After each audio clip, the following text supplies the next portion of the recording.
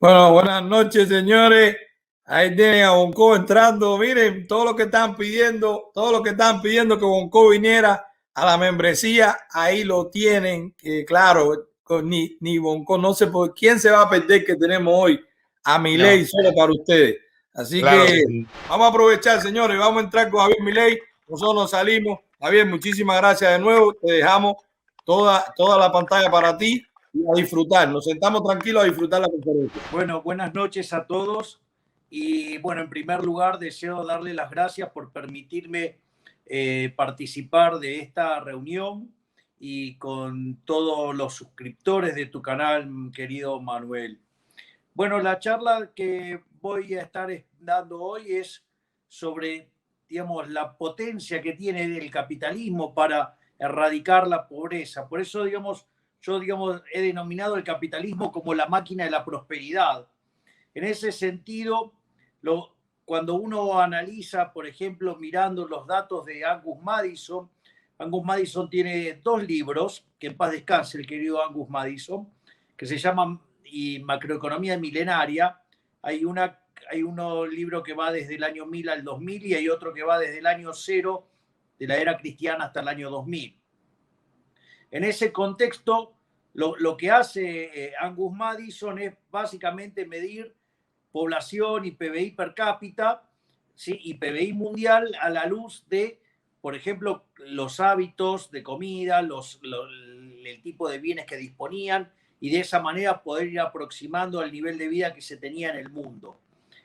Cuando uno mira la serie, el PBI per cápita a lo largo de los 20 siglos, entre el 0 y el siglo XX, bueno, el siglo I si ustedes quieren, esa serie se la suele denominar el palo de hockey, porque básicamente es una serie que está estancada en torno a los $450, digamos, esto obviamente están medidos en PPP, ¿no?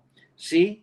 Y, o sea, no son, digamos, o sea, de los dólares de los cuales uno transa habitualmente, por decirlo de alguna manera. Es una medida técnica y que tiene efectos reales y trata de limpiar las fluctuaciones monetarias transitorias. En ese contexto, ¿sí? Cuando uno toma el PBI a lo largo de los 2000 años en cuestión, uno lo que ve es que prácticamente el PBI per cápita se multiplicó por 12,9 veces.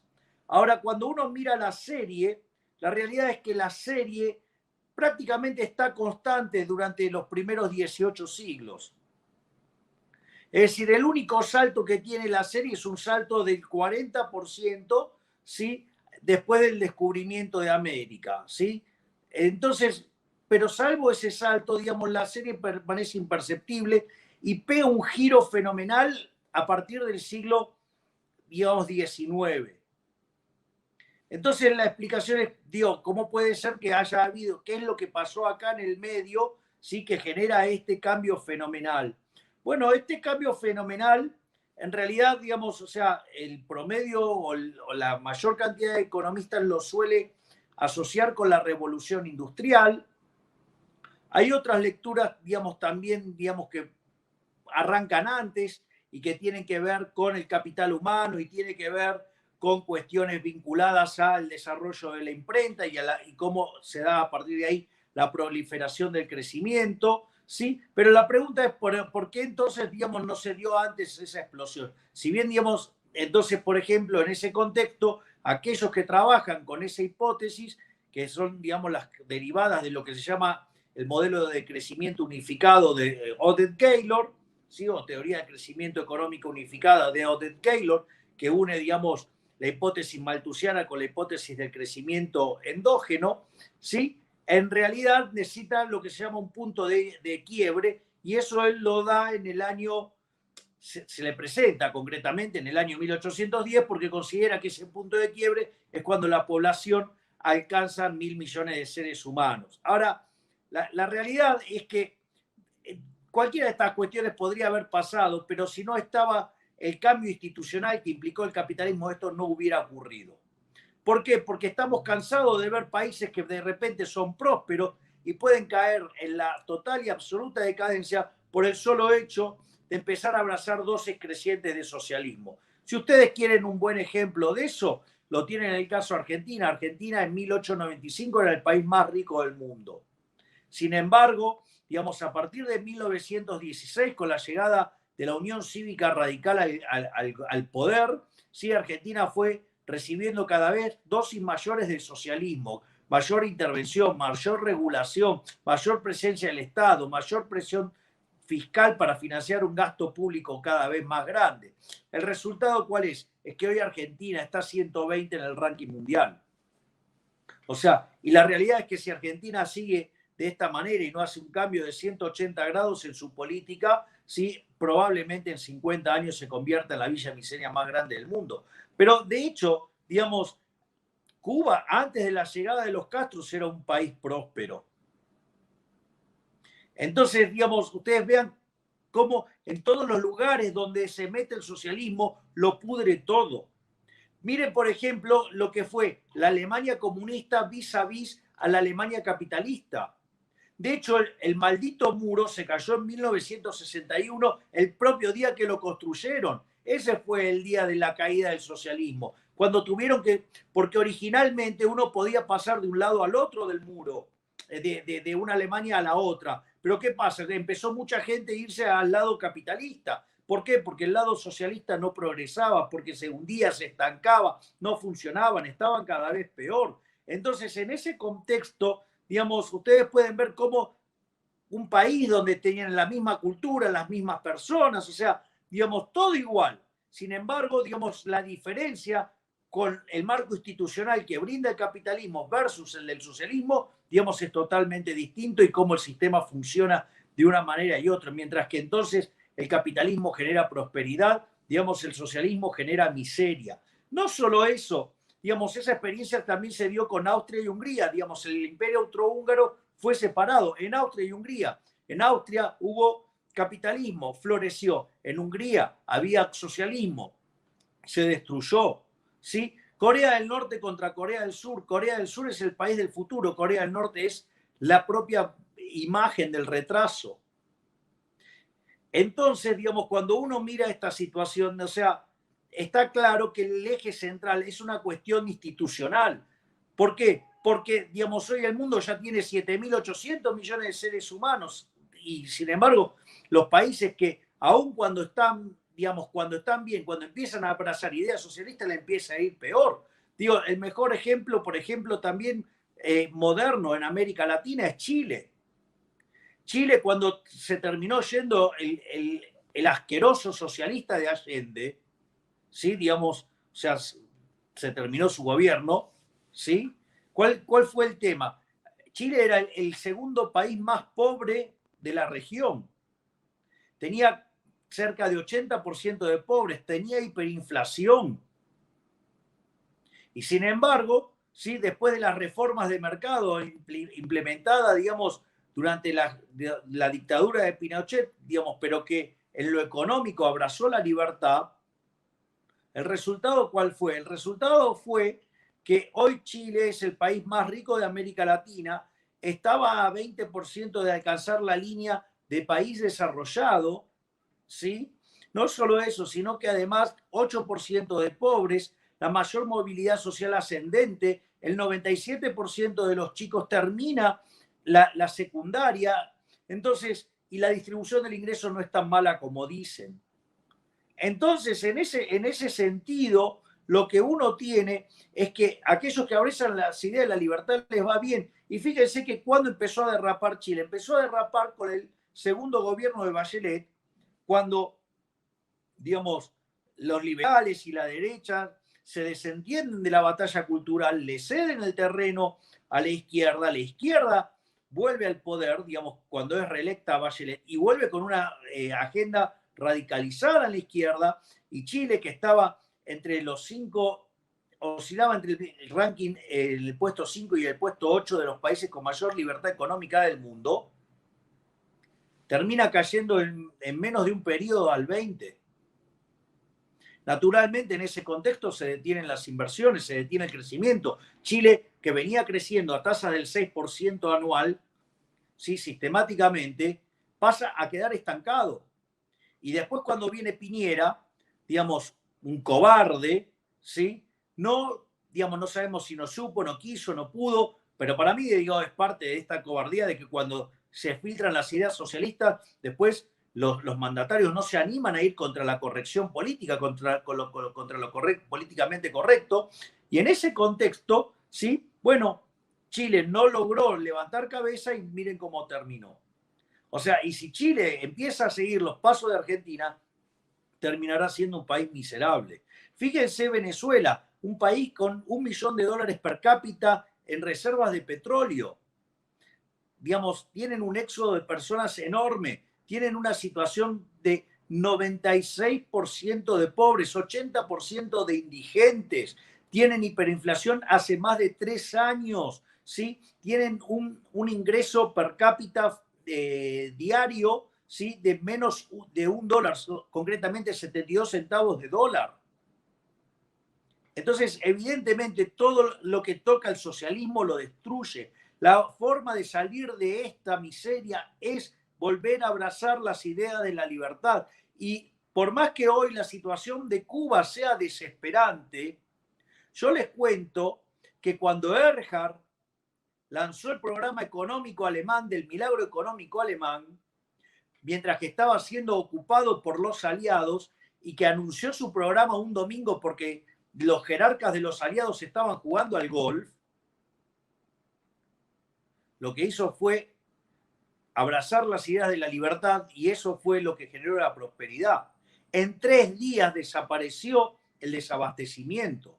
Entonces, digamos, es posible, lo que se requiere es tener las agallas de ir contra lo políticamente correcto, que es, digamos, estas ideas buenistas, digamos, que impulsan los socialistas, que en realidad son tremendamente atroces y que han sembrado miseria en donde se las han aplicado. Es decir, la respuesta a esto es el liberalismo. O sea, yo no tengo dudas que si Cuba, cuando pueda despegarse y sacarse de encima a la basura del régimen castrista y abrace las ideas de la libertad, en 35 años seguramente podrá alcanzar el estándar de un país desarrollado. Si no lo hace en 35, lo hará en 50, pero créanme, lo van a hacer.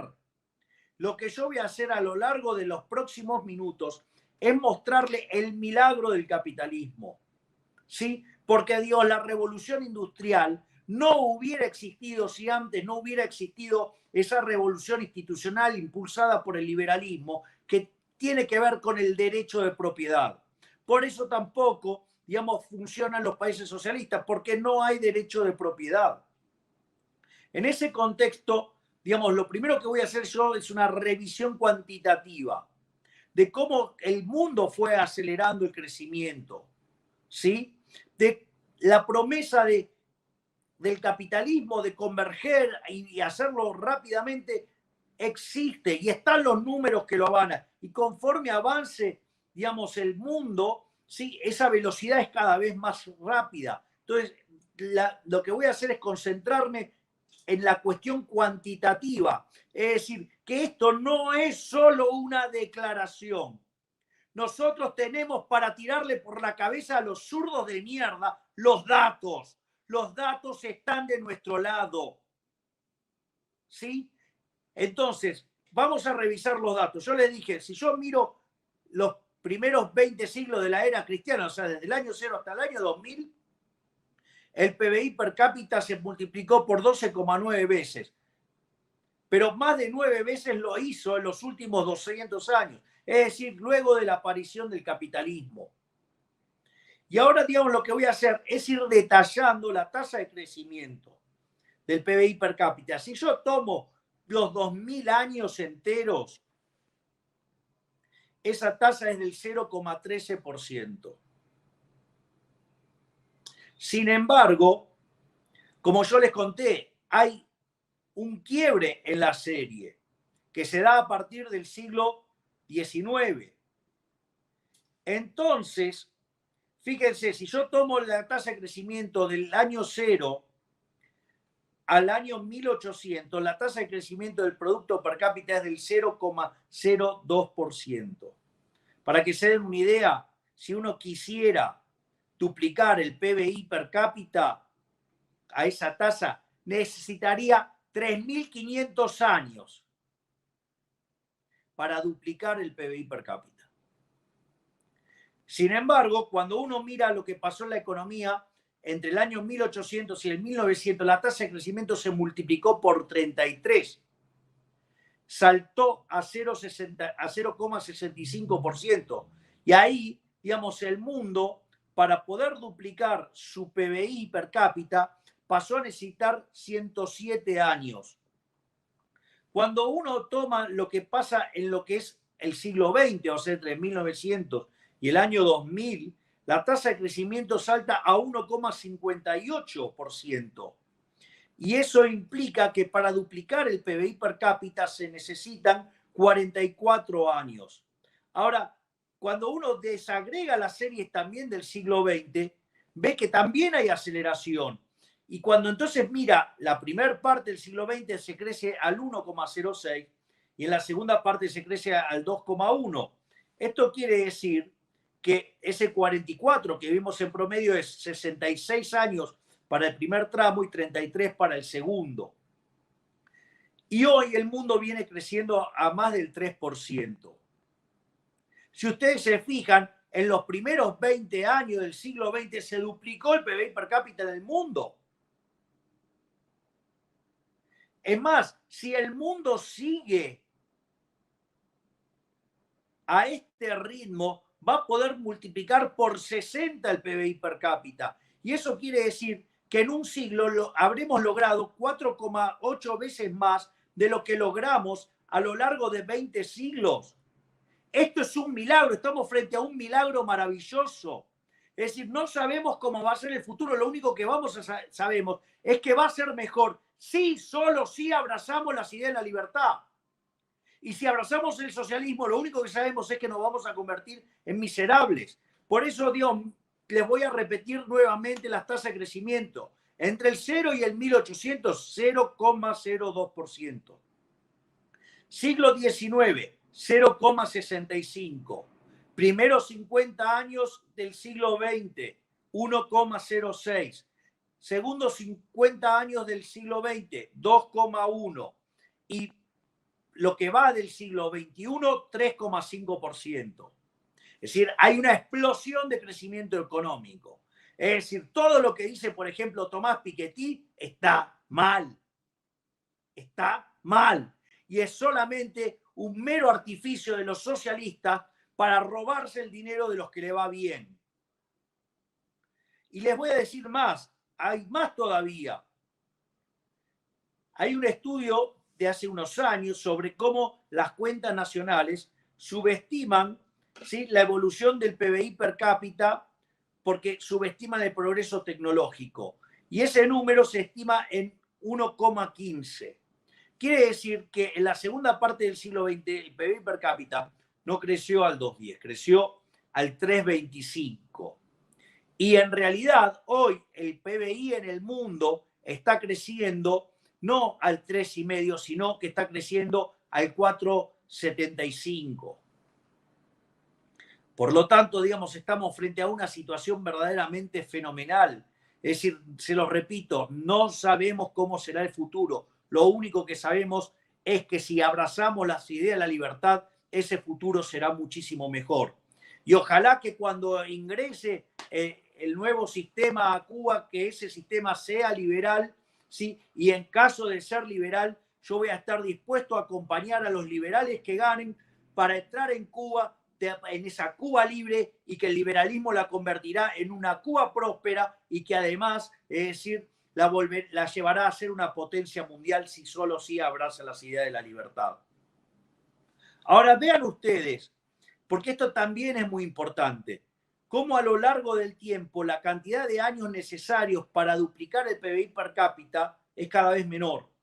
Porque eso les va a dar una idea de que el proceso además se puede acelerar fuertemente. Por ejemplo, yo digo, si Argentina volviera a abrazar las ideas de la libertad, en 35 años volvería a ser una potencia mundial. Ahora, ¿por qué digo eso?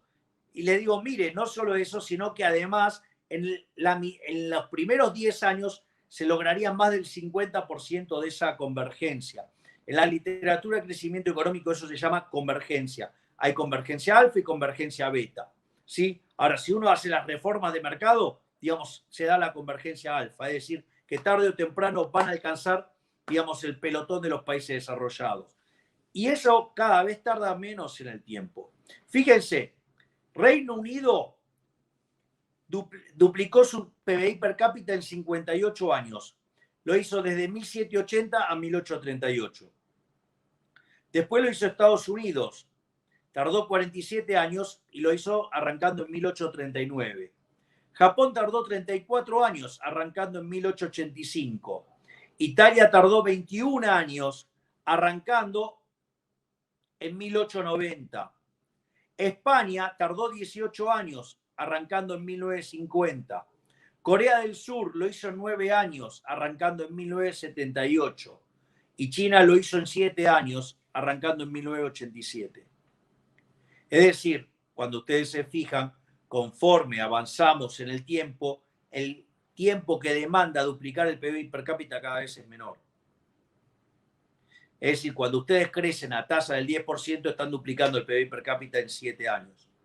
Una de las hipótesis con las que yo trabajo es la hipótesis del descubrimiento, digamos, tomada de Hayek y perfeccionada por Israel Kirzner, donde uno podría entender el proceso de la convergencia como un proceso de descubrimiento. Entonces, si ustedes liberan la fuerza de mercado, liberan, digamos, todas las ideas institucionales del liberalismo, ese proceso lo que va a hacer es que como gran cantidad de las cosas ya fueron descubiertas, el proceso de convergencia se da muy rápido. Es decir, pero la clave está en abrazar las ideas de la libertad. ¿Cuál es la consecuencia de esto? Que cuando arrancó el capitalismo, los niveles de pobreza extrema, es decir, la cantidad de población que vivía con menos de $1 diario, era del 95% de la población mundial. Piensen que en el año 1810 el mundo alcanzó una población total en el mundo de 1.000 millones de seres humanos. Bueno, el 95% vivía con menos de $1. Hoy, antes de estar en la crisis, con 7.800 millones de seres humanos en el planeta Tierra, esos niveles de pobreza extremos habían caído al 5%. Ahora pegó un salto por culpa de las estupideces impulsadas por la Organización Mundial de la Salud, porque básicamente hizo pegar un salto de 10 puntos la pobreza extrema con el desastre económico que causó las cuarentenas cavernícolas. Entonces, ¿y por qué, digamos, ocurre esto? Bueno, porque aquellos países que son más libres crecen más que el doble que los países reprimidos. Por ejemplo, mientras que los países libres crecen a una tasa del 3,63%, los países reprimidos lo hacen a 1,52%. ¿Eso qué consecuencia tiene? Que después de 50 años, ¿sí?, siempre medidos en dólares PPP del 2014, el PBI per cápita de los países más libres es 8 veces más grande, ¿sí?, que el PBI per cápita de los países reprimidos. Pero eso no es nada. El PBI per cápita en el decil más bajo de la distribución, es decir, en el 10% de la población que está en peores condiciones, en el país libre está 11 veces mejor que su equivalente en el país reprimido. Y hay algo muy interesante porque la distribución del ingreso, y eso se cumple en todos lados, lleva un patrón que se llama log normal, chi cuadrado, o también se la conoce como distribución Pareto, porque fue quien la descubrió, que además era asesor de Mussolini, que fue el que inventó el populismo, que esto era, digamos, ¿por qué? Porque la moda, ¿sí?, el modo, digo, lo que se repite más en la serie, está por debajo de la media. Entonces, cuando ustedes proponen esa política de quitarle a los ricos para darle a los pobres, ¿sí?, la famosa justicia social, ¿cuál es el problema? El problema es que como el 75% de la población vive con menos del ingreso promedio, es electoralmente muy seductor. Por eso, digamos, cuando las democracias, digamos, adoptan estas posiciones extremas, que es el populismo, o sea, los países desbarrancan. Entonces, quiere decir que además aquel que está en el decil más bajo, en el segmento del 10% de la población más pobre del país libre, no solo que está 11 veces mejor que su par en el país reprimido, sino que además está mejor que entre el 75 y 80% de la población del país reprimido. Algo así como que es mejor ser cola de león que cabeza de ratón. No solo eso, en los países libres hay 25 veces menos de pobres estándar que en el país reprimido y hay 50 veces menos de pobres extremos. Por lo tanto, está claro, digamos, que el capitalismo es la máquina de la prosperidad. Es decir, la evidencia empírica es abrumadora, los números son tremendos, tremendos. Ahora, y uno podría decir, bueno, pero los derechos políticos, no, bueno, los derechos políticos son mucho más importantes, tanto en lo político como en lo civil, en los países libres, o sea, los países capitalistas, que los reprimidos. No solo eso, además, lo que tiene que ver, por ejemplo, con la expectativa de vida. La expectativa de vida en un país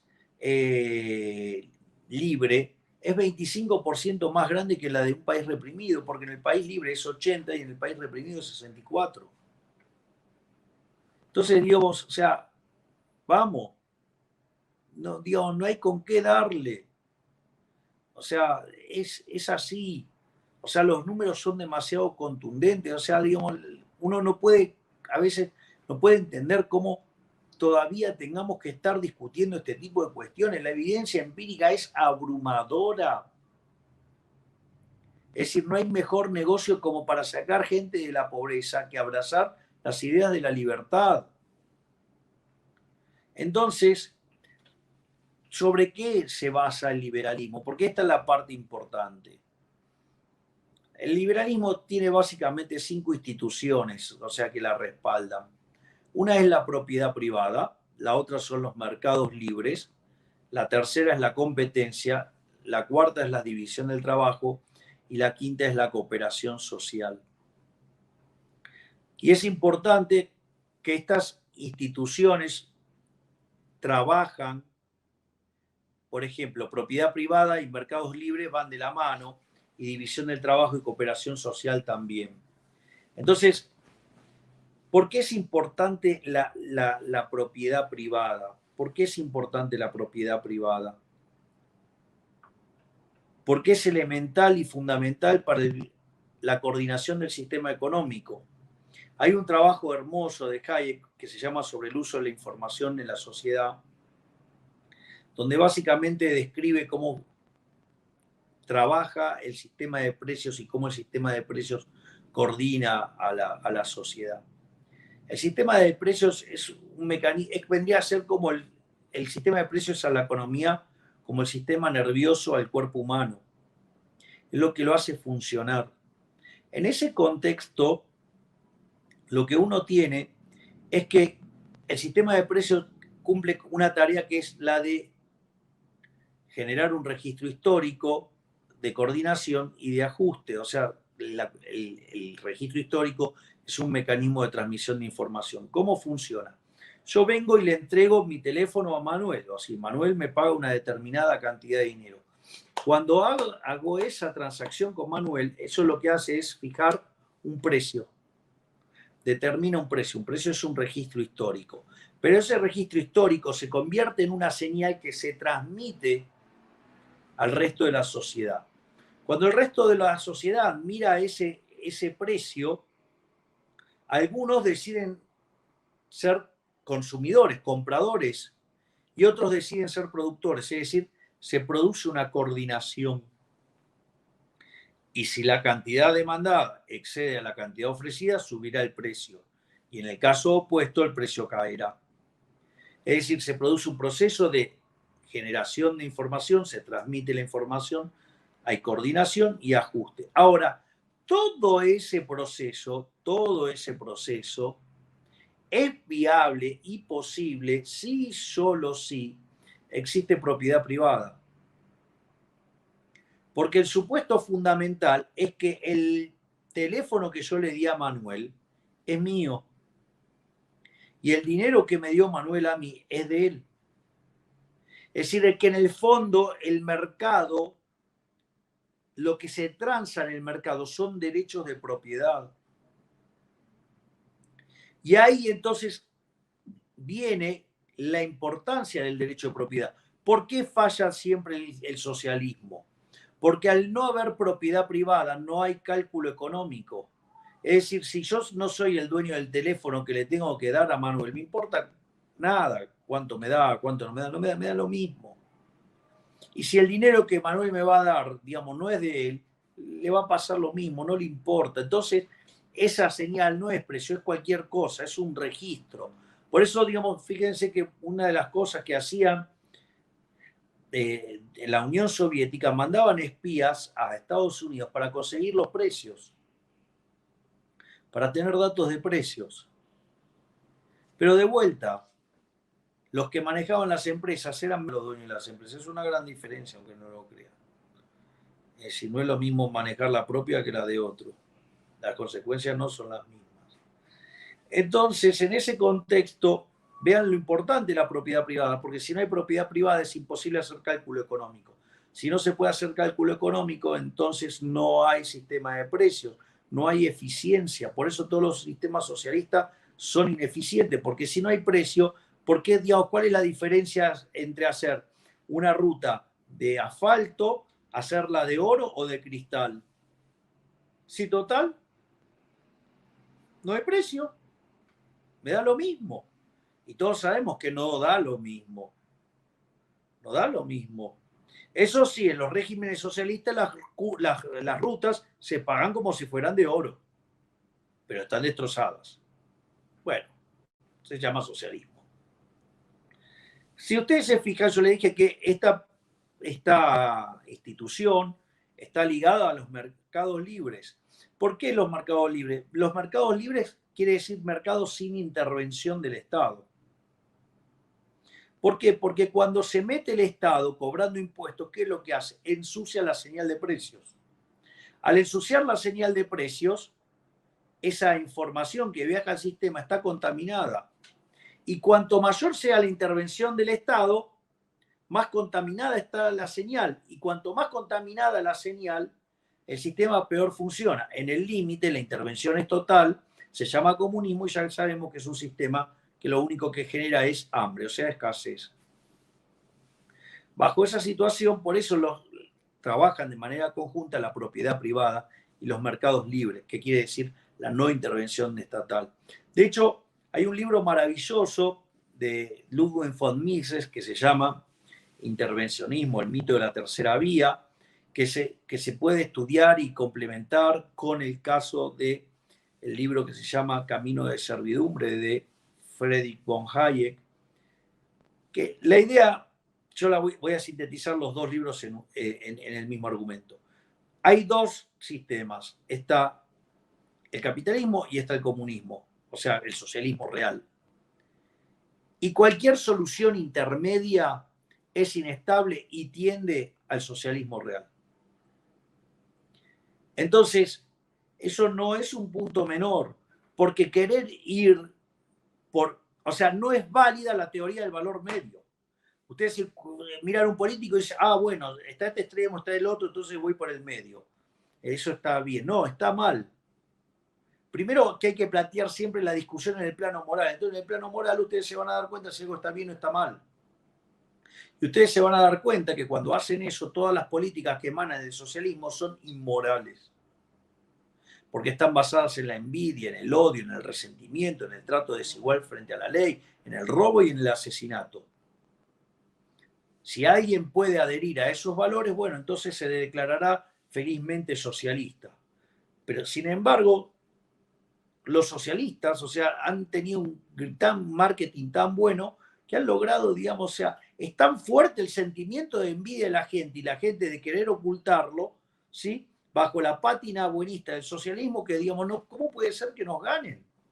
Bueno, porque tampoco los liberales hemos dado la batalla en el plano, digamos, de la moral. Es decir, porque también hay toda una cuestión de demostrar que el liberalismo es superior en el plano moral también. Pero bueno, eso ya es parte de otra discusión más compleja. Entonces, en este contexto, lo que quiero decirles es, vamos ahora a la tercera institución. La tercera institución es la competencia. La competencia no está pensada en el sentido neoclásico de una gran cantidad de empresas. O sea, eso en realidad no es lo que, digamos, pensó Adam Smith. O sea, el concepto de competencia es el concepto que pensó Adam Smith, ¿sí? Y que, digamos, los que mejor lo interpretaron fueron los economistas austríacos. Y que más recientemente en el tiempo, digamos, ese concepto fue explorado desde una perspectiva neoclásica por William James Baumol, que era profesor de la Universidad de New York, 2 veces candidato a Premio Nobel de Economía, y que yo, gracias a Dios, tuve la dicha de poder escribir con él y conocerlo además. Que es la idea de los mercados disputables y que se basa sobre la idea de Adam Smith de la libre entrada y salida. Eso es la competencia. De hecho, hay un trabajo de Hayek sobre el modelo de competencia perfecta, o sea, el modelo, digamos, estándar de la microeconomía, o lo que se llama la economía neoclásica, y muestra que ese modelo no tiene ningún sentido, porque es tan tonto, donde si son todos price takers, o sea, son todos precios aceptantes, entonces, ¿cuál es el rol de la competencia? Ninguno, si los precios están dados. Entonces, en ese contexto, es mucho más interesante esta idea de la libre entrada y salida. Y uno después, cuando va explorando, se va dando cuenta, claro, porque Baumol convivía en la Universidad de New York, por decirlo de alguna manera, en el claustro académico, con Israel Kirzner, un austríaco. Es decir, que uno entonces ahí va entendiendo de dónde le aparece la idea, ¿no? Y después vienen otras 2 instituciones que también trabajan juntas, que es la división del trabajo y la cooperación social. O sea, para plantearlo simple, el valor de la división del trabajo, por ejemplo, es muy útil cuando uno analiza la cuestión del comercio internacional. Si ustedes miran, cualquier globofóbico considera que el comercio es malo, que si uno cierra la economía va a estar mejor. Entonces, si yo cerrando la economía vaya a estar mejor, entonces cierro a la Argentina. Y entonces, como me parece que es una buena idea, entonces la cierro en la pampa húmeda, ¿sí? Y si me parece tan buena la idea, la cierro en la provincia de Buenos Aires. Y si la cierro, y si cerrarlo es tan buen negocio, lo cierro en la capital federal. Y si me parece tan buen negocio, la cierro en Palermo. Y si sigo así, ¿a dónde voy a llegar? Que voy a terminar encerrándome en mi departamento y yo solo. Y voy a tener una vida miserable porque me voy a tener que ocupar no solo de conseguir mi comida y hacerme mi comida, sino que además me voy a tener que hacer mis propios zapatos, mis propios pantalones, mis propias camisas. Digamos, probablemente sería un chicato, o sea, un miope, digo, porque digo, necesito anteojos y no sé hacerlos. ¿Se dan cuenta? Entonces, la división de trabajo lo que hace es permitir un aumento de la productividad. Y eso ya estaba en Adam Smith. Adam Smith mostraba que la división del trabajo generaba aumento de la productividad. Lo hacía con el ejemplo de la fábrica de los alfileres. Y él mostraba que, por ejemplo, una persona que estuviera muy especializada haciendo alfileres uno solo, lograría hacer 20 alfileres por día. En cambio, cuando ustedes partían las actividades en 18 actividades, ¿sí? Y las llevaban a cabo 18 personas, se terminaban produciendo 5.000 alfileres per cápita. Ahora, digo, ¿dónde estaba el límite? Hay un límite, claro, el límite está dado por el tamaño del mercado, ustedes no van a producir cualquier cosa. El límite va a estar dado por lo que el mercado esté dispuesto a aceptar. Entonces, la división del trabajo es un concepto muy importante, pero fíjense que asociado a la división del trabajo hay otra cosa, que es la cooperación social. Porque si ustedes, digamos, o sea, ¿y en qué sentido la cooperación social? Y si yo soy bueno produciendo zapatos, si ustedes son buenos produciendo alimentos, bueno, digamos, yo me voy a especializar en producir zapatos, ustedes se van a especializar en producir alimentos y vamos a cooperar socialmente vía intercambios voluntarios. Y ahí también se cae la estupidez esa de la teoría del derrame. O sea, que es una estupidez la teoría del derrame. Eso, digamos, está en la mente enferma de los socialistas. Si hay derrame para los dos lados, porque como los intercambios son voluntarios, se benefician las dos partes. Por lo tanto, o sea, la cooperación social, ¿sí?, y la división del trabajo conlleva un aumento del bienestar donde todos nos beneficiamos y donde cada uno, siguiendo nuestros propios objetivos y la maximización de nuestro propio bienestar, sin aún quererlo, llevamos a la maximización del bienestar general. Es decir, la vieja idea de la mano invisible de Adam Smith. Por lo tanto, esas son las instituciones del capitalismo, esas son las instituciones que hay que promover. Eso es lo que, digamos, obviamente, en una situación donde además se promueva el ahorro, se respete la propiedad privada, digamos, o sea, digamos, haya un respeto en el plano monetario para no tener una moneda que es pura inflación. Entonces, cuando uno tiene esto, lo que se va a generar es que, además en el capitalismo, solamente va a ser posible ser exitoso sirviendo al prójimo con bienes de mejor calidad o un mejor precio. Consecuentemente, aquellos que le va bien en el capitalismo, lejos de ser unos tiranos, en realidad son héroes, son benefactores sociales, son una máquina de generar prosperidad. Habría que elevarles un monumento todos los días. Y sin embargo, digamos, cuanto más socialista es el país, más los castigan, más los persiguen y en el límite los hacen desaparecer. ¿Sí? Porque, digamos, en el socialismo no hay empresarios. Entonces, hay varias cosas que son muy, muy importantes que para lo que es el sistema capitalista y que uno no tendría que estar metiendo la mano ahí porque eso sería una fuente de problemas, y es que es clave entender el rol de las ganancias en el capitalismo. Entonces, ¿qué es la ganancia en economía? La ganancia es lo que me queda después de que pagué todos los costos. Ahora, que pagué todos los costos significa que además pagué el costo del capital. Es decir, con los ingresos que obtuve de las ventas del producto me alcanzó para pagar a los salarios, a las materias primas, ¿sí?, a todas las cosas que haya tenido que pagar en el medio, a la distribución, digamos, a lo que quieran, a la publicidad, a todo lo que ustedes quieran. Obviamente, si hay Estado, pagar los impuestos, y les va a quedar una ganancia. Cuando en realidad le va a quedar un resultado. Ese resultado implica una rentabilidad. Y cuando esa rentabilidad está en línea con el retorno asociado al riesgo que ustedes se enfrentan, el beneficio económico es cero. Si no es que no están ganando plata, están ganando la plata asociado al nivel de riesgo que ustedes toman. Naturalmente, si el retorno que obtienen está por encima de esa tasa de descuento, ustedes están teniendo una cuasi renta. ¿Esto qué quiere decir? Que se están produciendo beneficio económico. Hay digamos, cuasi renta, hay beneficios. O sea, entonces, ¿qué es lo que hace? Eso es un mecanismo muy potente para reasignar los recursos en la economía. ¿Ustedes dónde van a llevar la plata? Y la van a llevar donde ganan dinero, no donde destruyen dinero. Esto es muy importante tenerlo en cuenta. Digamos, supongamos el caso de una economía, de lo que Mises llamaba en la acción humana la economía de giro uniforme, o lo que en la tradición neoclásica se llama el estado estacionario sin crecimiento. ¿Qué es la economía del estado estacionario sin crecimiento? O, digamos, la economía de giro uniforme. Es una economía que se repite todo el tiempo.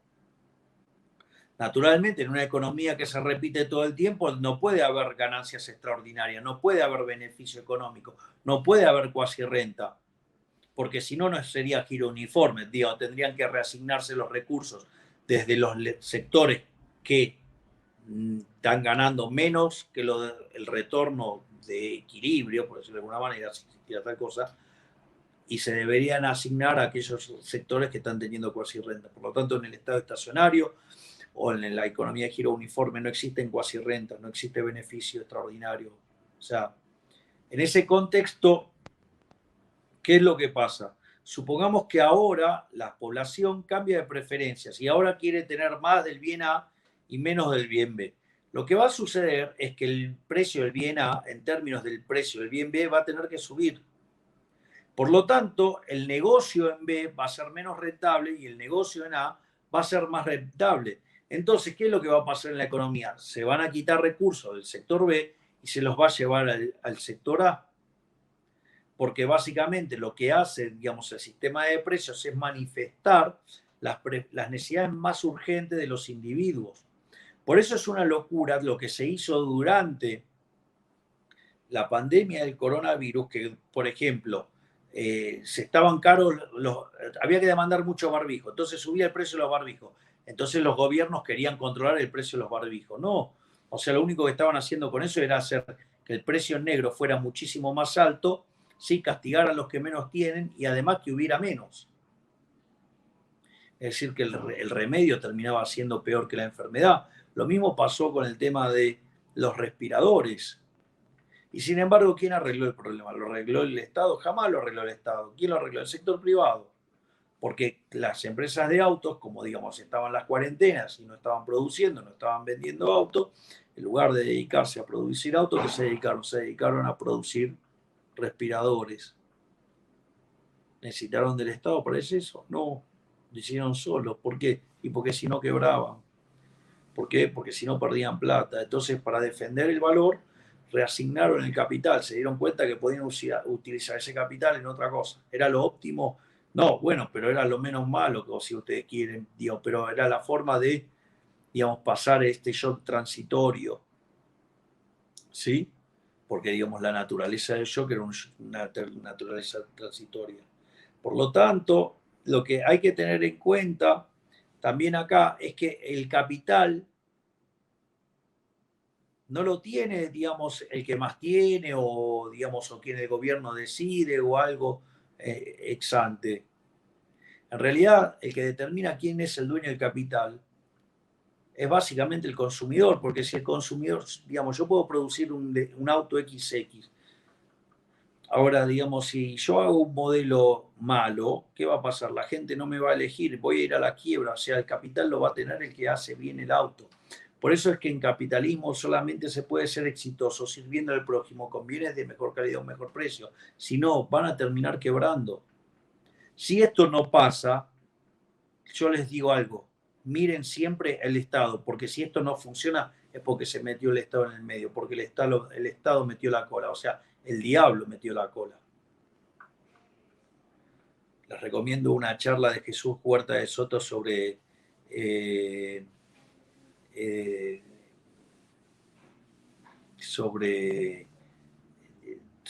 Dios y la anarquía y el Papa Francisco, digamos, donde muestra que Dios es libertario. Digo, lo hace con referencia de la Biblia, que es maravilloso. Y después lo otro que uno tiene es lo que son las economías en crecimiento. Bueno, cuando una economía está en crecimiento, ahora la cosa se vuelve un poquito bastante más compleja, porque ahora, digamos, ¿cómo sucede? Bueno, ahí a mí, digamos, si ustedes se fijan, la descripción que yo hice del PBI per cápita, lo que están viendo es la presencia de rendimientos crecientes. Entonces, ¿qué es lo que sucede? Cuando ustedes tienen rendimientos crecientes, eso es muy interesante porque entonces quiere decir que es lo que en la literatura neoclásica se tratan como estructuras concentradas, estructuras monopólicas. Eso para los austríacos no es un problema porque en realidad la definición que molesta de monopolio es la que dio Lord Coke y tenía que ver con una regulación estatal donde el Estado, el monarca, ¿sí? Digamos, decía quién podía producir o no determinada cosa y si no se cumplía eso, digamos, los mataba directamente. Bueno, claramente esos monopolios que son los monopolios que suelen trabajar los economistas neoclásicos, sí son malos, pero digo, cuando uno los mira como una situación donde si yo tengo 10 empresas compitiendo y una, digamos, termina generando un producto altamente superior con un mejor precio, digamos, los 9 restantes van a quebrar, va a quedar uno solo. Y ese monopolio no es malo, ese monopolio es fantástico. Pero bueno, es otra forma de ver la cuestión, pero eso asociado a, o subyacentemente tiene atrás la idea de rendimientos crecientes. Probablemente quien mejor abordó este tema es Paul Romer, que ganó el premio Nobel hace unos años, ¿sí? Con los modelos de destrucción creativa. O sea, el primer modelo de crecimiento endógeno a la Schumpeter, digamos, lo hizo justamente Paul Romer, basado, digamos, en una idea desarrollada por Schumpeter en un libro que se llama Capitalismo, Socialismo y Democracia. Digamos, a mí, digamos, hay un montón de cosas de ese libro que no me gustan, pero, digamos, lo que tiene que ver con el proceso de destrucción creativa me parece simplemente una genialidad. Y esa idea, digamos, o sea, es consistente con la presencia de rendimientos crecientes y con la búsqueda de la innovación tecnológica como una forma de mantener las ganancias. Entonces, ¿qué es lo que pasa? Cuando ustedes empiezan a meter las manos adentro de las ganancias, entonces empiezan a penalizar el proceso de crecimiento económico y por lo tanto a la postre están no todo lo bueno que podrían estar, o si se van de mambo, digo, directamente, terminan estando en una situación miserable. O sea, y después hay otra cosa que a mí también me parece, digamos, muy, muy importante, que fíjense que en el caso, digamos, del estado estacionario o giro uniforme sin crecimiento, ahí no había ganancias. ¿Por qué? Porque era una economía estacionaria, era una economía, digamos, donde las ganancias se agotaban. Ahora, sin embargo, en una economía con crecimiento hay ganancias. Y ese flujo de ganancias es lo que permite mayor recapitalización y que la economía se desarrolle y crezca más. Siempre y cuando esas nuevas ganancias que se generan por el progreso tecnológico y el descubrimiento sean aplicados, ¿sí? Básicamente a crear nuevos bienes. Cosa que las empresas tienen que hacer, porque si no las hacen terminan quebrando. O quizás las hacen, pero otras las hacen mejor. Por lo tanto, digamos, o sea, pero todo redunda en un mayor bienestar. Pero vean que ahora esas economías que muestran crecimiento, además muestran ganancias. Y entonces ahora también hay una cuestión muy importante con lo que tiene que ver con el progreso tecnológico y el óptimo de Pareto, que, digamos, el óptimo de Pareto es un término muy utilizado por los neoclásicos y utilizado fuertemente en la teoría, y a mí me parece un término absolutamente despreciable y que ha causado mucho daño y que es un elemento por el cual, digamos, los colectivistas lo usan de modo activo para avanzar y meter la mano adentro del capitalismo y hacerlo funcionar peor. Porque en el fondo, digamos, el socialista lo que trata de hacer es una persona envidiosa, resentida. La verdad que es una mala persona, pero trata de esconder todo eso dentro de la pátina del buenismo, dentro de la pátina de la generosidad, de la solidaridad, sí, pero la solidaridad con la ajena. Rothbard decía, es sorprendente lo infinitamente más caritativo que se puede hacer, puede ser una persona cuando el costo de la caridad es pagado por otro. Es decir, con el bolsillo ajeno cualquiera lo hace. Una frase conocida mía, digamos, perdonen que va a sonar un poco fuerte, pero digamos, cualquiera es puto con el culo ajeno. ¿Ok? Y ahí entonces es donde entra el progreso tecnológico, porque ustedes vieron, hay un montón de gente que quiere cobrarles impuestos, que quieren hacer un montón de atrocidades, estos imbéciles de la hipótesis del ingreso universal y todo eso. Bueno, en realidad, miren, el progreso tecnológico no es neutral. Voy a definir qué es el óptimo de Pareto. El óptimo de Pareto es una situación donde ustedes no pueden mejorar a nadie sin empeorar a nadie. Entonces, si yo tengo una situación que no es óptima de Pareto, entonces yo podría mejorar a alguien sin empeorar a nadie. Eso se llama mejora paretiana. Y cuando esas posibilidades de generar mejoras paretianas se agotan, entonces estoy en el óptimo de Pareto. Entonces, si yo quiero mejorar a alguien estando en el óptimo de Pareto, tengo que empeorar a alguien. Digo, parece muy razonable la idea, pero es un espanto. Digo, en realidad el óptimo de Pareto deriva de toda una discusión de los microeconomistas acerca, digamos, del uso de la matemática. Es una discusión bastante más compleja, pero lo que quiero tratar es esto. pensemos esta situación. Estamos todos contentos en este momento, digamos, estamos teniendo una conferencia, ustedes están en distintos lugares del mundo, yo estoy en Argentina, estoy concretamente en la provincia de Mendoza, porque estoy por temas de la campaña electoral, ¿sí? Y estamos todos felices, todo esto se está haciendo, digamos, con electricidad. O sea que estamos todos de acuerdo, digo, que la electricidad es algo maravilloso. Ahora, yo les hago una pregunta. El día que Edison inventó la lamparita, ¿cómo creen que estaban los fabricantes de velas? Lo querían matar, lo querían matar. ¿Ustedes se imaginan si hubiera habido ahí en ese momento algún político o algún economista socialista? ¿Qué hubiera hecho? Le hubiera reventado impuestos a Edison. ¿Cómo estaríamos? Y con una energía absolutamente precámbrica. ¿Por qué? Porque no le hubieran permitido ganar plata, hubieran subsidiado una actividad que, digamos, menos deseable, menos productiva, ¿sí? Y en el medio, como siempre, la mano, digamos, como decía Bastiat, están las porosas manos de los políticos, y entre los que les ingresa y lo que gastan, siempre en el medio se les queda algo en el bolsillo. Entonces, digamos, hoy no tendríamos nada de esto. Por lo tanto, hay que tener mucho cuidado también con el tema del progreso tecnológico, porque no sea cosa que aparezcan los neoluditas, ¿sí? Y en nombre de la justicia social y en nombre, digamos, de los pobres desposeídos y de nombre de aquellos que quedaron desplazados, ¿sí? En realidad terminemos reventando el futuro. O sea, porque son en el fondo gente que, digamos, o sea, está floja de teoría económica y no conoce lo que es el principio de asociación de Ricardo. Porque el principio de asociación de Ricardo, ¿por qué es tan bueno? O la ventaja comparativa de David Ricardo. Básicamente porque lo que dice es que en el mercado hay lugar para todos. Lo que hace Ricardo con su modelo de comercio es decir que un país, aun cuando fuera superior en todas las tareas a otro, aún así van a comercializar porque seguramente hay una tarea en la cual es relativamente mejor que en otra.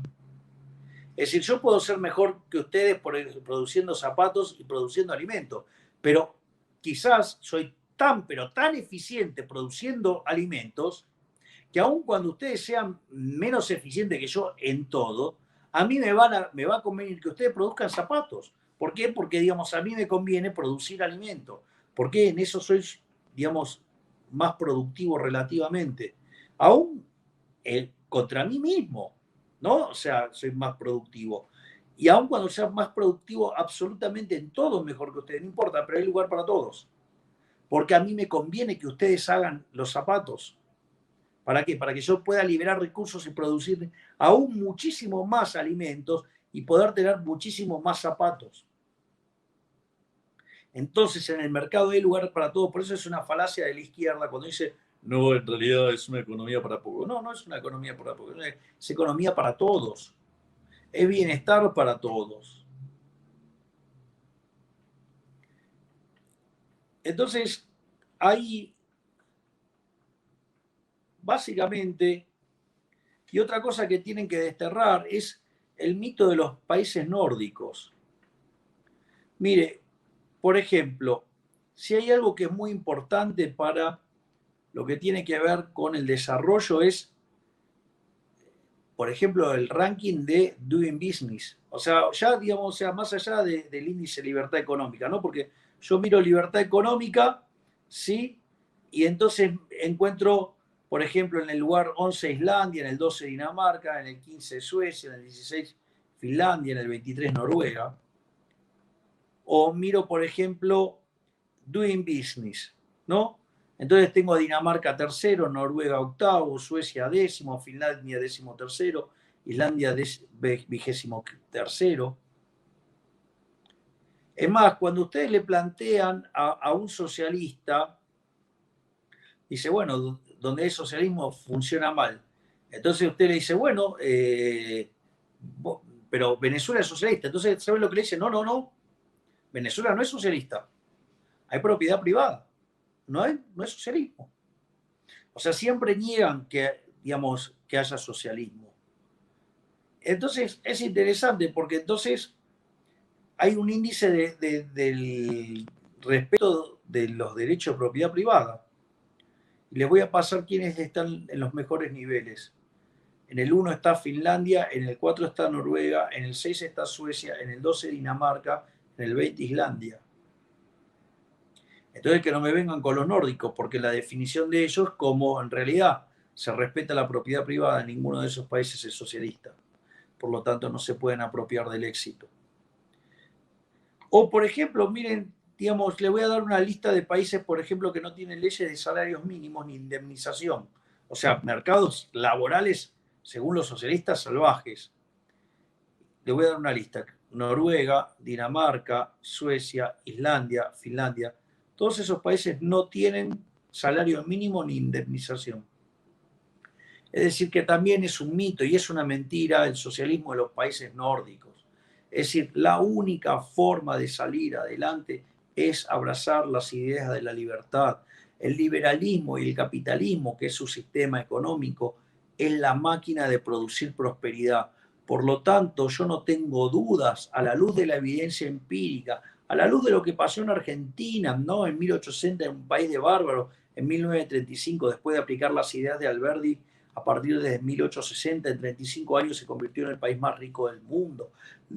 Digamos, el caso de Irlanda, siendo el país más pobre de Europa, se convirtió básicamente en un país desarrollado que tiene un PIB per cápita 10% más alto que el de Estados Unidos. Es decir, miren, digamos, el caso de Singapur, el caso de Nueva Zelanda, el caso de Australia, es decir, donde ustedes aplican las ideas de la libertad, se prospera, hay prosperidad. Por lo tanto, digamos, para mí sería una felicidad enorme que sobre los escombros que van a dejar la mierda socialista de los Castros y toda esa basura, ¿sí? Ojalá que venga un sistema liberal y que ponga a Cuba de pie y que dentro de 35 o 50 años Cuba se convierta en una potencia mundial a partir de haber abrazado las ideas de la libertad. Así que les mando un gran abrazo y vamos por los socialistas, vamos por ellos, y Cuba libre será liberal, y si es liberal, será próspera y desarrollada y será una potencia. Milei, vamos, si tú nos permites, la gente está escribiendo varias preguntitas, no vamos a poner muchas, pero no sé, 4 o 5 que tú nos puedas responder para que la gente tiene mucha preocupación. Por ejemplo, si nosotros vamos a tener la posibilidad, si somos buenos votando, si somos buenos eligiendo quién asuma el gobierno de una Cuba libre o qué equipo, ¿verdad? ¿Qué equipo impulsa la economía? ¿Cómo nosotros lograríamos eliminar el Banco Central? En Cuba hay un Banco Central y sabemos con las políticas monetarias todo lo que hace el Banco Central. Entonces, ¿cómo sería muy brusco eso a partir de que Cuba está así? Eso hay que hacerlo escalonadamente, se puede hacer de una vez. ¿Qué tú piensas sobre eso? Bueno, digamos, yo digamos en Argentina siempre lo propongo porque básicamente los argentinos después de los estadounidenses somos los que más dólares tienen en el bolsillo en el mundo. Entonces, cerrar el Banco Central y dolarizar la economía sería muy fácil y generaría una inyección monetaria muy fuerte. Yo, digamos, yo iría a un sistema que podría estar dolarizado, digamos, o sea, no creo en el uso de la inflación como mecanismo de generar cosas buenas. Y yo creo que si hubiera libre entrada y salida de capitales y que la moneda, digamos, de curso legal fuera el dólar, yo creo que estarían felices los cubanos. O sea, tendrían moneda. Claro, no, y además por el vínculo natural también que tiene Cuba con mismo Estados Unidos, que hay tantos cubanos que viven aquí, sería la misma moneda. Eso pasa en Panamá, eso pasa, hay muchísimos, Costa Rica, hay muchísimos países que trabajan con el dólar. No sería un problema. Lo único que tendrías que generar es un sistema financiero sólido con banca Simon para no tener problemas de corrida bancaria y se terminó el problema y respeto del derecho de propiedad. Y lo que va a haber es por ejemplo, va a haber mucha inversión en bancos. O sea, va a haber mucha gente que va a querer invertir en Cuba. O sea, el problema de Cuba no es que van a faltarle dólares, van a sobrar dólares porque el día que se vayan los malditos comunistas va a haber una explosión de riqueza. Sí, entonces tú hablabas también que por supuesto, claro, en términos estadísticos, el crecimiento va a ser abismal, pero es porque estamos bajo cero. O sea, cualquier cosa que crezca en Cuba va a ser explosivo. Pero bueno, eso es cierto, pero es muy interesante porque cuando vos iniciás los procesos de crecimiento, por ejemplo, en Argentina ese número te da 35 años, ¿no? Bueno, todo depende de cuánto sigan avanzando los Kirchner, pero más del 50% de la convergencia al ingreso per cápita de un país desarrollado se daría en 10 años. O sea, sería un jolgorio, sería una fiesta de bienestar. O sea, yo no veo por qué el miedo de no abrazar la prosperidad, el bienestar y la felicidad que todo ello trae consigo mismo. y otra cosa también, en Cuba, el 90%, el 95%, el 98% de la propiedad está en manos del Estado.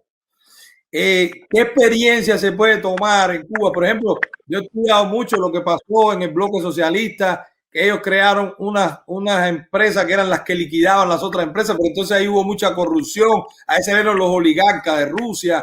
Entonces, ¿hay alguna experiencia que tú creas? Porque es un proceso, digamos que hasta traumático, no estoy hablando incluso de las casas, porque si hay unas casas están ocupándolo a alguien que no se compensó al que se le quitó, pues ahí pudiera haber algún mecanismo de que se gestione algún crédito o algo para que se pague, tú tengas tu título definitivo. Bueno, pero estamos hablando de las industrias que incluso no se nacionalizaron, que se hicieron después de 59. O sea, ¿tú tienes alguna experiencia o algo? Porque eso hace complejo la situación en Cuba, porque es pasar toda esa propiedad que el Estado no sabe gestionarla, que el Estado no es bueno gestionándola, que no es bueno que lo gestione. ¿Tú tienes alguna experiencia de cómo eso se pudiera hacer o que podamos nosotros estudiar cómo se ha hecho? Yo lo que haría es directamente privatizarlo, es decir, eso generaría un ingreso de dólares fenomenales a la, a la economía. Además, hasta podrías determinar que parte de la propiedad de esas empresas quede en manos de los trabajadores. Por lo tanto, que eso además también los trabajadores de esas empresas las puedan después vender si quieren o quedarse con esas participaciones. O sea, no es un problema porque en el fondo, recordad que el capital lo va a terminar teniendo, ¿sí? Aquellos que los consumidores decidan que lo van a tener. Entonces vos podés quedarte con una empresa, pero si ese bien no lo quiere nadie, vas a la quiebra. Entonces, en realidad, digamos, vos podrías, digamos, construir, armar todo ese proceso de privatizaciones y esos recursos para crear un nuevo Estado, un Estado, digamos, con prestaciones mínimas, muy acotado, que implique solamente bajos impuestos y ahí empezás a liberar recursos. O sea, y parte de esos fondos, digamos, podés retenerlos como para dar también contención en la transición a los caídos. O sea, me parece que pasa más por ahí, o sea, la cuestión. El tema de que en Cuba se diseñe un gobierno mínimo, a tu opinión, ¿qué pudiera ser un gobierno mínimo? Estamos hablando del poder ejecutivo, por supuesto, tendrá que estar el legislativo y el judicial, pero el ejecutivo, que es quien, digamos, que puede generar más gasto público, porque inventa políticas públicas de ayuda, de no sé qué. Entonces, ¿cómo tú verías la oportunidad? Te dan un país así destrozado como Cuba, un gobierno así, digamos, en el aire, eso es un poquito utópico, tú tendrías que tener mucho más elementos. En Cuba no hay ni estadística, esa gente miente, todo está inflado. Pero bueno, digamos que en esa utopía de que llegas a un país que se acabó y que hay la posibilidad de reconstruirlo, ¿qué escenario tú te plantearías? No, yo, digamos, de vuelta, iría por un estado, digamos, mínimo. O sea, a ver, el caso de Cuba es un caso muy particular porque parte de una solución de 100% Estado. Entonces, algunas soluciones en la transición pueden demandar mucho tiempo y generar problemas. O sea, se parecería más a un Estado, digamos, del formato clásico, donde no solo estaría el tema de la seguridad y justicia, que seguramente habría también algún lugar para, digamos, la educación y también habría un lugar ¿sí? Para la salud. Lo que pasa es que lo que tendría que hacerse es montar, por ejemplo, en lo que tiene que ver con el tema de la educación, hacerlo con un sistema de voucher para que pueda haber competencia. O sea, hay Claro, algún mecanismo para que, digamos, el Estado no pueda influenciar sobre los programas. Es decir, porque si a vos, en el fondo, digamos, quien determina los contenidos es el sector, digamos, público, es el Estado, entonces, digamos, la educación se termina volviendo adoctrinamiento. claro. Sí, sí, sí, sí, claro. Entonces, Los tenés que bonos, hacer, simular instituciones de mercado. sí, en los bonos es lo positivo es que el Estado no gestiona la institución. O sea, digamos que se discute el plan de estudio y después lo que hace es que el Estado que le da el bono a cada familia y la familia decide según su moral, su ideología, lo que sea, a qué escuela va. Pero todas las escuelas son Sí, privadas. sí, pero no, yo digamos, por eso, pero hay un mecanismo que no se le debería permitir al Estado, digamos, influenciar sobre el contenido de los programas. Claro. Definir Es decir, solamente qué cosa es lo más puro de que va la educación y que cada escuela entonces decida según el que sea musulmán, el que sea católico, el que sea ateo, el que sea lo que sea. Cada que uno a vaya la donde escuela. se le dé la gana y que el Entonces, contenido sea el que, digamos, los padres elijan que quieran que sus hijos tengan. aquí hablan la gente, bueno, este último que está ahora, está diciendo, antes de pasar a Bitcoin, está diciendo, existe un sistema superior más avanzado al capitalismo, una variante o una variante de este, que hay algo superior al capitalismo, como la aplicación del anarcocapitalismo, por ejemplo. Sí, yo, digamos, de hecho, yo filosóficamente soy anarcocapitalista. El problema es que no la puedes implementar de modo instantáneo y de hecho la Claro, tecnología no te lo permitiría hacer. claro. Por Sí, eso es un soy problema. minarquista de corto plazo y filosóficamente soy anarcocapitalista. O sea, tomo Entonces, el anarcocapitalismo como el marco de referencia de que hay que tender. claro, entonces uno puede hacer eso en Cuba, en un eventual gobierno, luego de ese desastre, uno puede decir, bueno, pues esto es lo que hay, pero mi objetivo es que el Estado sea lo mínimo posible e ir desmontando paulatinamente, ir quitando. ¿Qué hace un Ministerio de Agricultura? No hace falta un Ministerio de Agricultura, sino que hace falta que la gente tenga tierra y Claro, produzca. exacto. Hace falta un Ministerio de Comercio Interior, ¿qué cosa es eso? Ministerio de Comercio Exterior, no, licencia para todo el mundo y que venda. O sea, entonces, pero tiene que irlo desmontando porque también eso es una cantidad de gente sin trabajo que iría a la calle si tú lo quitas el otro día. O sea, Bueno, tiene que ser digo, escalonado. claro, exactamente, porque vos no podés generar un desastre social en la transición. Por eso a veces algunos puristas del anarcocapitalismo hacen recomendaciones que son verdaderamente estúpidas, porque generarían unos costos sociales absolutamente intolerables.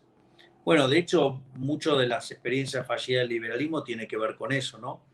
De ignorar las restricciones o lo que se llaman condiciones de Estado y las restricciones que enfrentás, digamos, en términos de regulaciones y demás, o digamos de cómo está armado el sistema económico. Digo, vos lo tenés que armar de nuevo. O Claro. sea, Y también hay algo que es que ahí están los surdos esperando a que si se crean esas situaciones, decir, vieron, abrazaron el liberalismo, el capitalismo salvaje, tanto desempleo, y saber que es una política de choque que a mediano o corto plazo se va a ver la mejoría, pero ellos van a ver la inmediatez. Tú no tienes trabajo, pedí el trabajo, vota por mí de nuevo, y mirá, ahí si se vos te vuelven a quedás colar sin los trabajo, quistes. mirá, si vos te quedás, por más bueno que sea el liberalismo y el anarcocapitalismo, pero si en el medio te quedaste sin trabajo y te morís de hambre. Ahí mismo. Bueno, Milei, muchísimas gracias. De verdad, tuviste incluso más tiempo del que acordamos. Te agradezco, ¿verdad? Ha sido una conferencia. Nosotros, por supuesto, este es el canal privado, pero nosotros vamos a ir haciendo cápsulas, no ahora, pero dentro de un tiempo la vamos a ir tirando también en el canal público, porque tampoco podemos, como libertarios aquí, no podemos tampoco monopolizar el conocimiento y quedarnos aquí como los zurdos. O sea, hay que compartirlo con la gente. Gracias, de verdad. Si tienes algo que decirnos antes de irte, si quieres decirnos algo a la gente que estuvimos aquí contigo. La verdad es que estoy muy entusiasmado con la posibilidad de que Cuba vuelva a ser libre Me encanta la interacción que tengo con ustedes y ojalá que pueda acompañarlos en ese sueño de la liberación de Cuba, ¿sí? Y hacer una Cuba liberal para que se convierta en una Cuba próspera y así poder remediar el daño que hizo ese hijo de recontra remil puta pedazo de mierda llamado Ernesto Che Guevara. Que esa brisa de libertad que empieza a soplar se conviertan en vientos huracanados que se lleven puesta a la basura socialista, les traiga libertad y que con la libertad descubran la prosperidad, el bienestar y la felicidad. ¡Viva la libertad, carajo!